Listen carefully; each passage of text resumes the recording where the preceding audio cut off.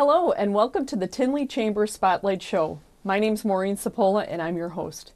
We have a great show in store for you today. We have three very dynamic chamber business members to share their story. But before we get started, I'd like to remind all of our viewers we have a big event coming up, and that's April 1st, our Tinley Brew and Vine Fest. To find out more, you can reach us at the Chamber office at 708-532-5700.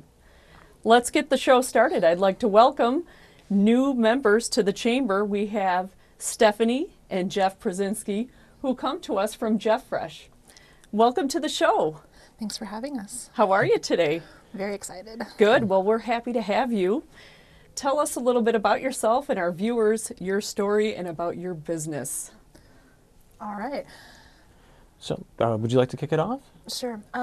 Well, Geoffrey came up with the idea in college in 2007. We've been in business for almost 10 years, 10 years in May. And the initial motivation for the business was we wanted to make internet marketing accessible and affordable to small businesses. And we also wanted to add more of the human element in marketing and digital marketing strategies.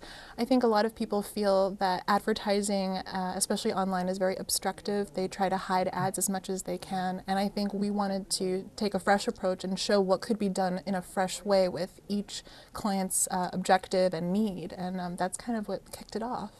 Excellent. So in internet marketing, about 10 years you said you're in business. You're a couple? Yes. Yes. Yep. Inevitable. And you're right. So Jeff, tell us, how did this come to fruition, I guess? How did it all start off? So, that's very interesting because we originally, had like different ideas of where we wanted to go with this. We originally just started off just doing video because video was just such a powerful way to get people to your website, and it also helped with search engine rankings. But then we started moving into website design and SEO website design. Sorry about that. Right now, we don't even make websites anymore. We will not make a website unless we put SEO in it, because the way that we see it is, what's the point of having this website if nobody can find it? You got this really cool website out there, you got talking about all your services, but if nobody can find it, it's not like the if you build it, they will come anymore. So we've transitioned from video to website design to SEO, moved into SEM as well to make sure that you're bidding on ads, or you're placing ads out there and you're bidding on keywords, but you're doing it efficiently as well, because you could blow through budgets incredibly quickly if you don't know what you're doing. Right. And so for some of our viewers that aren't familiar maybe with some of the acronyms that we're talking about, search engine optimization are we talking about? And what else? Can you kind of give them the grassroots of this, if you will? Sure. So with search engine optimization, that's where you want to optimize your website for specific key phrases, and we look beyond just that. We want to make sure that you're not just getting traffic to your website. We want to make sure that you're getting the right traffic.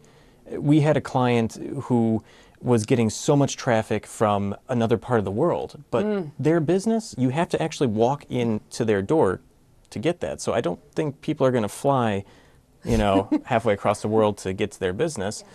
But what we did was, when they contracted us, they saw an immediate turnaround of, oh my gosh, now the people in my area are actually coming to my door, and they were able to actually see revenue generated out of the digital channel. The other acronym that I threw out there was SEM. That stands for search engine marketing. Okay. Those are the ads that you'll see on the top of search engine page results, the first four, and when you're on a website and you see like a ad in the side corner. People always mistake it for PPC. It's paid search advertising, but the umbrella term is actually SEM, but the common man's not going to know that. Industry people would. So. Okay. So you can help zero in on your client's needs. So let's talk about your clients, or do you have an ideal client that would seek you for service? Would you like me to take this one? I can take it. I think our ideal client is interested in working with an agency in a teamwork kind of way. We want to also make sure that the client is interested in doing internet or online efforts, such as social media campaigns around a special that they're having. They're really interested in investing in a digital presence. Part of what Geoffrey has been talking about has been SEO and SEM and a lot of the advertising things, but we also help with brand image management and messaging and the creative, and that's kind of what I bring in. I bring more of the public relations aspects to it, and part of our consulting services, we can kind of help point them in the right direction. But for the client, they need to be ready and interested in investing in elevating their online presence. I think also just to add on a little bit to that is we really want to build a relationship with our clients. We don't want to just be, okay, you know, here's the outside agency, we'll throw some work at them. Next week we're not going to talk. And they should feel comfortable with the agency they hire. We've heard so many horror stories over the years. They need to feel comfortable with us. They should feel like they're getting something out of it, that there is a return on investment. And if they feel like they're not, we want to correct that. And I think a lot of agencies, the shady ones, will just, you know, run and scat and take the money. With us, we want to have long-term relationships. Sure, and kind of grow with your client base. Yes. That's great. A little bit about your backgrounds, Sure. if you can share. You want to go over it? Sure. I tend to be the more technical side of the business. Stephanie tends to make sure that I don't sound like a robot.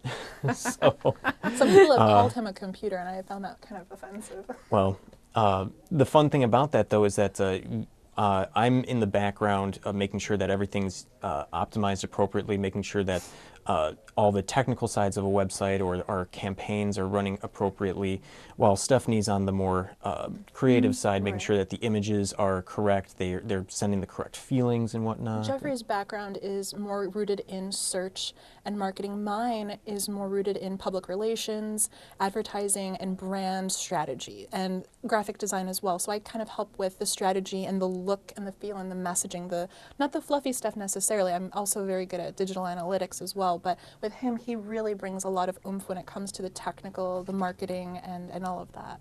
Well, you certainly complement each other, not only as a couple, but really it sounds like as a business. You know, you have the necessities of what it takes to be successful in both. So you're right here in Tinley Park.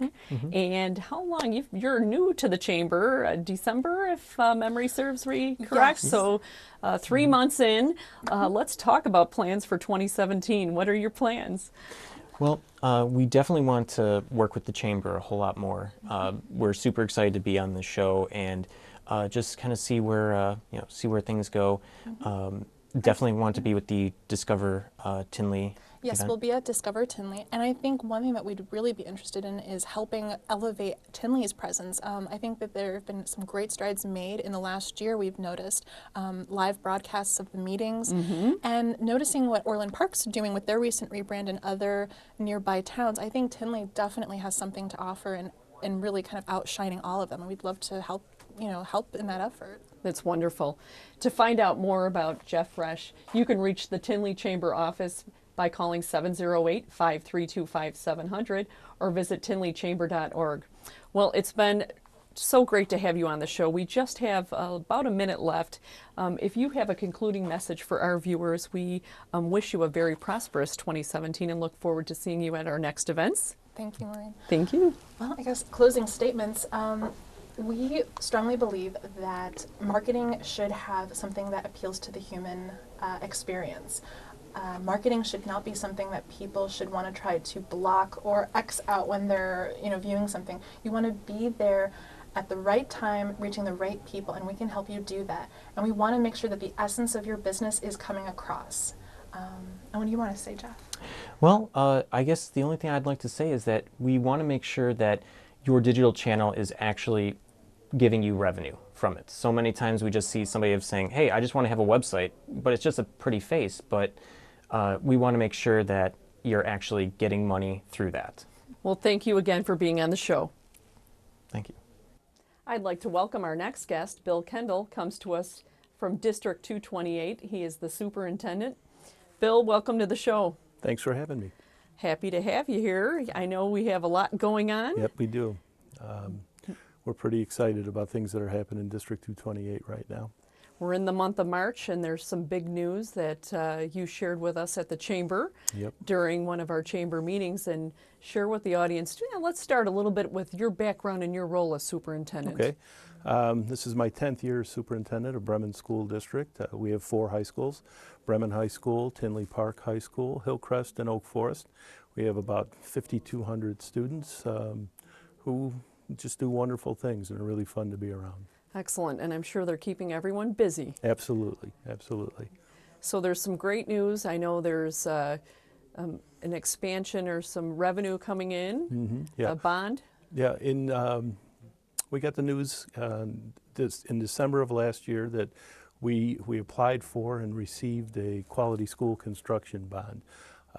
This is part of 2009 ERA funds from the federal government. Almost 200 districts in Illinois applied for it.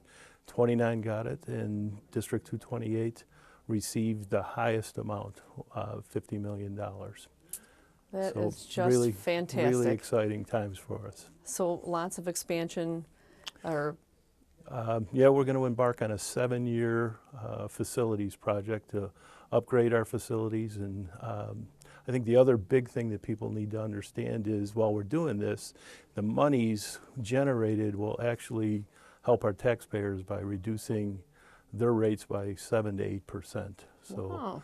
we're gaining money, we're gaining facilities, and our taxpayers are going to be happy with us. Tell us a little bit more, if you can, how that is going to come into fruition there with the. So when you borrow money, typically you pay interest, and it costs you to do that. This ARA funds, the federal government will pay us the interest that we normally would have paid out. So for the next 25 years, we'll be generating almost $2 million a year of interest that we can use to upgrade our facilities, support our programs, and help our taxpayers. That's great. So that portion of the tax bill then Just the District for the 228 district, exactly, will go down, okay. hopefully 7 to 8%. Well, that's wonderful, Yeah, pretty because you exciting. very rarely hear taxes going down. Right, right. And facilities getting better. That's right. That's right. So, your role as superintendent, tell us, give me a little life in the day of what happens and how you are integrated within all 4 of the schools. It's pretty complex. There's a lot going on. You have to be knowledgeable in finance, knowledgeable in education. You have to like students. I spend some time in the classroom, sometimes with our students, trying to understand a day from their world and Sure. try to help it get better for our students. So it's quite the task. I can imagine. And enrollment, you had mentioned the combined. I mean, is enrollment up or down in our? It's pretty steady. It's pretty steady. It's pretty steady, in our- around 5,200. Okay. Fluctuates a little bit here and there. Okay, sure. And so, with this great bond that's coming, let's dig in and talk a little bit about some of the upgrades or Sure. updates that are going to happen. So in year 1, if you've ever been to Tinley Park High School, in the back when it rains, we affectionately call it Lake Tinley. A lot of the water drains into our back and our athletes can't practice back there. So we're going to fix the drain, number 1. We're going to attach an artificial surface to the stadium, which will allow teams to practice on there all day long. We don't have to worry about saving our grass for 4 home games. So similar to an AstroTurf. It's type going to be a of- turf okay. field, yeah. So that'll be done in year 1. We'll fix the light poles and upgrade those. Year 2, we're going to add a field house with a 160-meter track, 3 competitive courts, so we can have an indoor track season and not have our track practice in the hallway till 7, 8, 9 o'clock at night. We'll upgrade our fitness center. We'll put in a 5,000 square foot fitness center that will service about 80 students at once. So That is excellent. And is that also in year 1, or is it going to be? that's going to start in year 1. Hopefully we'll have it wrapped up in year 2.5, 3, depending on Sure. construction. Yeah. After that, we look to expand our band room, update our cafeterias. Our kitchens are the original kitchen equipment, so we got our money's worth out of them. It's time to replace those. So exciting things. That's amazing. And so does that cover the scope of the other schools as well, as Yeah. far as Bremen? Bremen, Hillcrest, and Oak Forest will be Forest. getting similar renovations. That is really great. Yeah, Yeah, we're great gonna- news for the community. And we're also going to try to upgrade our fine arts center somehow. We don't know how we're going to do that, but acoustically fix that and get our sound systems where our performances can be top level. Sure, sure. You know, for our viewers, you know, first of all, this is fantastic news because we have all of our viewership really in those districts here, Right. and in your district, I should say.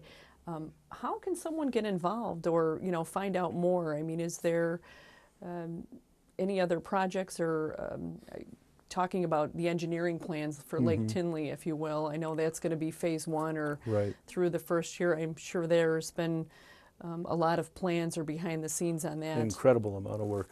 So Yes. it goes way slower than you'd like it to. Right. But you know, we're always looking for local businesses to partner with us, whether it be bidding on projects. Those are public bids, and you can call the district office. We can get that information to you. Or partnering up, creating internships for our students. We want to give our students a career aspect, and we're looking for their real world experience. So if you have ideas or things that you can do with us, we'd be happy to work with anybody in the community. That's great, yeah. The internships are important, and you had mentioned perhaps the businesses, you know, for these projects to go out to bid. Is that something that's going to be done in phases, or do you have a schedule or time frame on that at this point? The first phase went out in February. Okay. So we're We're a month in? we're trying to figure out what all those things mean and which way to go, because we're going to start really soon. So the first phase is pretty much wrapped up, but the second phases will be coming out shortly. That's great. That's great. The district website, as well as the tinleyparkchamber.org website, you can visit to get more information and to keep in touch with what's happening with District 228. Bill, we just have a little time left. Are there any other topics or anything that we can share with our viewers? Anything new or any additional goals in 2017 that you wanted to share with our audience? I think another piece that we're working on is we have a one-to-one initiative. So each of our students, we're in the second year of that now. Each of our students come to school with a mini iPad, and we're really working hard to increase our technology and get our students ready to be technologically savvy in the real world. So that's an academic piece that we're really That's great. focusing on. So right now, the iPads for all We're students? in year or? 2, so Okay. next year we'll have everybody up to juniors. We can't afford Okay. 4 years at once. In phases as Right, well as we yeah. talk. You got to be patient. Well, that's wonderful, though. I mean, Exciting stuff. Yeah, that's really a privilege, certainly. So, well, we thank you for being on the show and being part of the Chamber of Commerce. And again, we wish you the best and looking for those updates throughout the projects as we Absolutely. go along. Thank you. Thank you. My next guest comes to us right here from the Tinley Park Chamber of Commerce. I'm so happy to have Tom McNulty on. He is our immediate past president of the Chamber, and he comes to us from McNulty Wealth Management. Tom, thanks for being on the show. You bet. Thanks for having me. How are you? I'm good. Good. Good. Well, we have lots to talk about. Tom, again, is our immediate past president, and Tom is here to share with us some exciting news about our events here at the Chamber of Commerce. But before we do that, Tom, give us a little background on yourself and your role, of course, with us here at the Chamber, but your daytime role, as we say. Sure. Just finished up my second year of the president of the Tinley Park Chamber of Commerce. I've been a member of the Chamber since 2009 and slowly but surely moved up levels until getting the opportunity to be the president. And quite the honor to be the person leading the Chamber for the last couple years. We've got a lot accomplished. From membership to events to different fundraisers, and had a good time with it. You sure did, and the Chamber is really thriving because of you, so we thank you for that. Thank you. And your career role as well, your McNulty Wealth Management. Give us a little background on that. But been in the industry for over 15 years now, so it's finally came time to start my own, and over the last couple years had that opportunity to do that here locally. So I have an office in Mokina, and then as a resident of Tinley Park, this is where I do most of the business here locally. That's great. So, and that background has certainly been an asset to us here at the Chamber and your leadership as president. So we thank you for that. So Thank you. let's talk a little bit about what's going on. We're in the month of March here, and I think we have a pretty huge event coming up here April 1st. We do, yes. This year we'll have our 8th annual Brew and Vine. This has been around since 2008, 2009 era, and which is when we started it. And back then, boy, we were in such a small room, if you will, and it has grown tremendously over the last 7 years. So this year we're expecting nothing different, and it'll be Saturday, April 1st. VIP this year from 4 to 5 p.m., general admission from 5 to 10, and tickets are on sale already. So it's going to be a good year. It is, and let's talk about the attendance and dig in a little bit about this huge event. Yes. What's capacity? Capacity is anywhere from 3,500 to 4,000. We've huge. been in that range twice already, so it's been good years. One year we were really pushing the upper side of that number, and you could tell, and so we increased square footage. We now take up the entire available space at the convention center, but it's one of the only indoor beer, wine, food tasting events in the area, all of Chicagoland, and we have excellent reviews that are out there on the event, and we just keep on growing. And each year we do our best to change it up, mix it up. This year we've got a couple different bands that are coming out. Usually we're upwards of 70 to 75 vendors, and this year will be no different. Nicely though, we have 17 new beer vendors that I'm aware of that are coming out this year, and over 100 different types of beer, craft beer, for tastings for that evening. So That's excellent. So a combination of brewers and vintners, and some local, I think, but how far, how many different, I think we had a few different states participating, some Yes. from Michigan and Iowa, and so the draw is definitely there. yes. So let's talk a little bit. Is there entertainment? What kind of genre, if you will, is to be expected at the event? Yeah, we have the first band that'll be starting off. We'll have more of your 70s and 80s, and then we'll finish the evening with more of your 80s and 90s. Okay. Yep. So the So first kind- band will play from 4:30 to 6:30 or so, half hour in between, and then from 7 to 10 will be the second band. Okay. So take you through the evening, which is great. So you had mentioned VIP. Let's talk a little bit about that, because I don't think VIP was always available from year one. Correct. So Yep. when we've did had a couple years where we've done VIP, and a couple years we have not done VIP, and we brought the VIP back, and it was an amazing hit last year.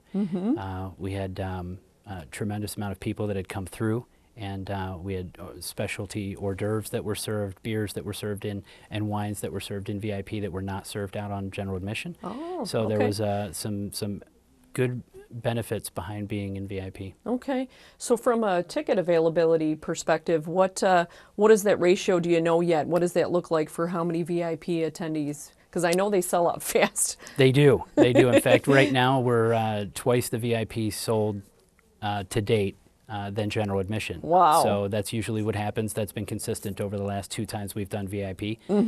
So VIP typically will sell out in the first 30 days, and then in the remainder it's general admission. Okay.